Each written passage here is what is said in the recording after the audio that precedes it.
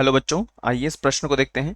प्रश्न में हमसे पूछा गया है कि श्वेत फास्फोरस क्लोरीन से अभिक्रिया करता है और बनने वाला उत्पाद जल की उपस्थिति में जल अपघटित हो जाता है।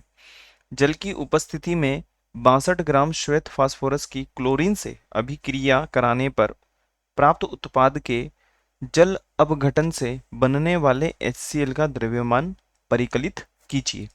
अर्थात हमें यहाँ पर जो प्रश्न दिया गया है वो संबंधित है हमारे पास में श्वेत फास्फोरस से।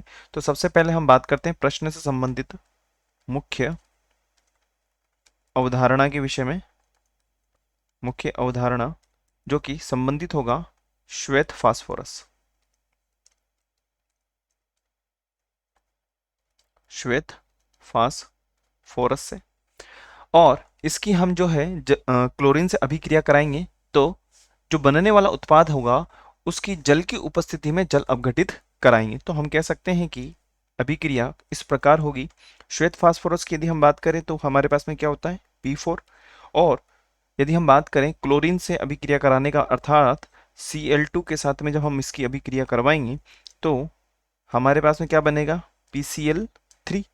और PCl3 की यदि हम बात करें तो इसको यदि हम संतुष्ट कराते हैं तो P कितने हैं 4, तो आगे हमें कितना लिखना होगा 4 लिखना होगा, और 4 तिया 12 हो गए। तो इसको 12 करने के लिए यहाँ पे 6 से गुणा करना होगा। ये हमारे पास में समीकरण नंबर 1 हो गई। अब बोला जा रहा है कि जो बनने वाला उत्पाद है जल की उपस्थिति में जल अपघटित हो जाता है। तो हम कह सकते हैं जो PCl3 है इसको जल की उपस्थिति में जल अपघटित करेंगे तो क्या बनेगा H3PO3, और क्या बनेगा HCl बनेगा। अब यदि हम इसको संतुष्ट कराते हैं तो यहाँ पर H3 यहाँ पर भी है, तो यहाँ पर हमें 3 लगाना होगा, 1 3 2 6, और 3 तो यहाँ पे है ही सही, यहाँ पे हमारे पास में 3 हो जाएगा, और ये हमारे पास में समीकरण नंबर 2 आ जाएगी। बोला जा रहा है कि जल अपघटित हो जाता है। जल की उपस्थिति में 62 ग्राम श्वेत फास्फोरस की क्लोरीन से अभिक्रिया कराने पर प्राप्त उत्पाद के जल अपघटन से बनने वाले HCl का द्रव्यमान हमें परिकलित करना है, अर्थात उसको हमें उसका मूल्यांकन करना है। अर्थात हम कह सकते हैं कि समीकरण नंबर 1 और 2 को जोड़ने पर, समीकरण 1 व 2 को जोड़ने पर, और यदि हम इसको जोड़ेंगे तो हम जानते हैं कि यहाँ पर P कितने हैं 4 हैं, तो हम इसका गुणा किससे कर देते हैं 4 से कर देते हैं। अर्थात समीकरण नंबर 2 को 4 से गुणा करने पर और उसके बाद हम इसको क्या कर देंगे जोड़ देंगे, तो हम देख पा रहे हैं कि जो P4 है समीकरण नंबर 1, और यदि हम बात करें तो यहाँ पर हमारे को दिया हुआ है 6Cl2, और इधर वाली जो जगह है इसमें हम 4 से गुणा करेंगे, तो 4 से गुणा करने पर क्या होगा 4 तो आगे दिखाई में आ जाएगा, और PCl3 क्योंकि इसके साथ में अभिक्रिया कराने पे PCl3 बन रहा था, और अभी हमारे साथ में क्या है H2O है।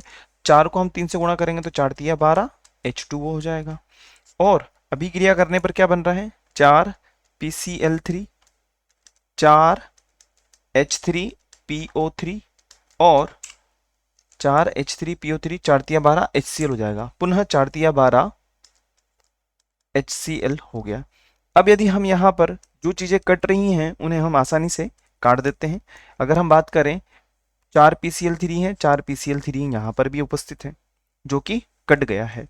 अब जो बचा हुआ है हम उसको लिख लेते हैं, P4 है, और यहाँ पर हमारे पास में बात करें तो 6 Cl2 हैं, और हमारे पास में 12 H2O हैं, और यदि हम यहाँ पर बात करते हैं तो यहाँ पर 4 H3PO3 हैं और 12 HCl हैं। अब यदि हम यहाँ पर देख पा रहे हैं तो हमें 1 मोल श्वेत फास्फोरस का है, 1 ही मोल है क्योंकि आगे कुछ लिखा हुआ नहीं है, और इस 1 मोल से हमें 12 मोल HCl के प्राप्त हो रहे हैं देखा जाए तो, और यहाँ पर P4 अर्थात श्वेत फास्फोरस के प्राप्त हो रहे हैं। तो हम कह सकते हैं कि 1 मोल से अगर इसकी मूल्यांकन किया जाए तो 12 मोल हमें प्राप्त होते हैं।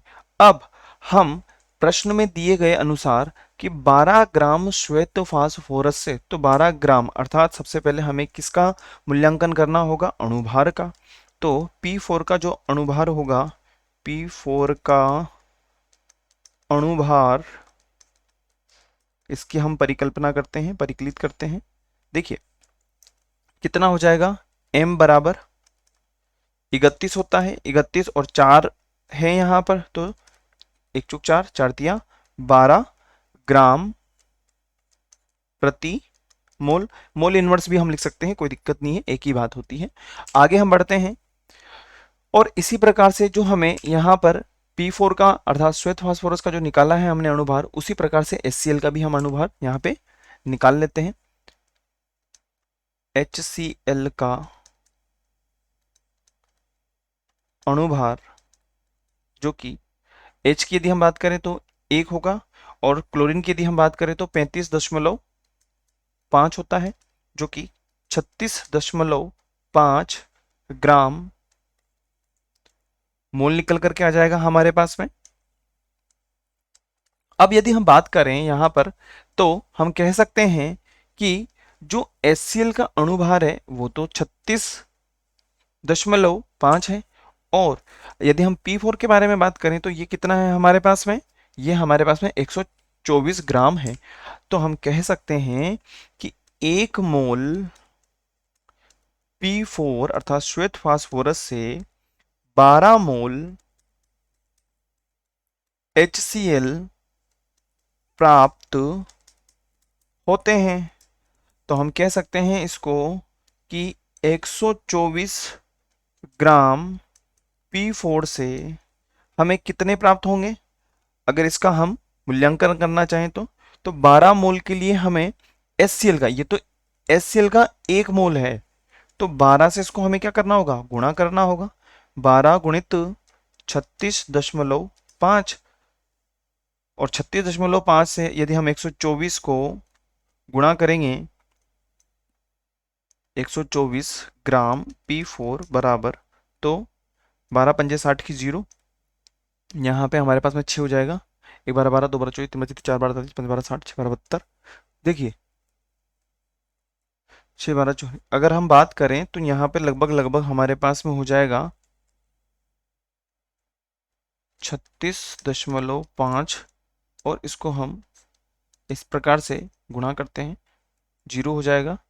और यदि हम यहाँ पर बात करें तो ये 12 की 2 हाथ से लग जाएगी 1, और यहाँ पर 3 2 6 और 1 7 गुणा, और यहाँ पे हमारे पास में 5 हो जाएगा, और यदि हम यहाँ पर बात करें तो 6 हो जाएगा, यहाँ पे हमारे पास में 3 हो जाएगा, 0 और 5 6 7, और ये हमारे पास में 7 और 7 14, और 1 3 13, और यदि हम यहाँ पे बात करें तो एक हमारे पास में यहाँ पर 4 हो जाएगा।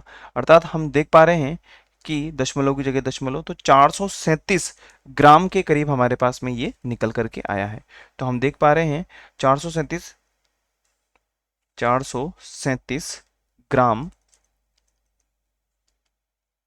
अब यदि हम देखें तो हमें प्रश्न में क्या पूछा गया है, प्रश्न में हमें जो पूछा गया है 62 ग्राम के लिए हमें पूछा गया है। तो 62 ग्राम की यदि हम बात करें तो यदि इसको हमें 62 बनाना है, क्योंकि 62 ग्राम श्वेत फास्फोरस के लिए हमें पूछा गया है, तो हम कह सकते हैं कि 62 ग्राम के लिए कितना होगा, 437 बटा, इसको हम राउंड फिगर में 438 कर लेते हैं ताकि हमारी जो कैलकुलेशन है वो आसानी से हो जाए।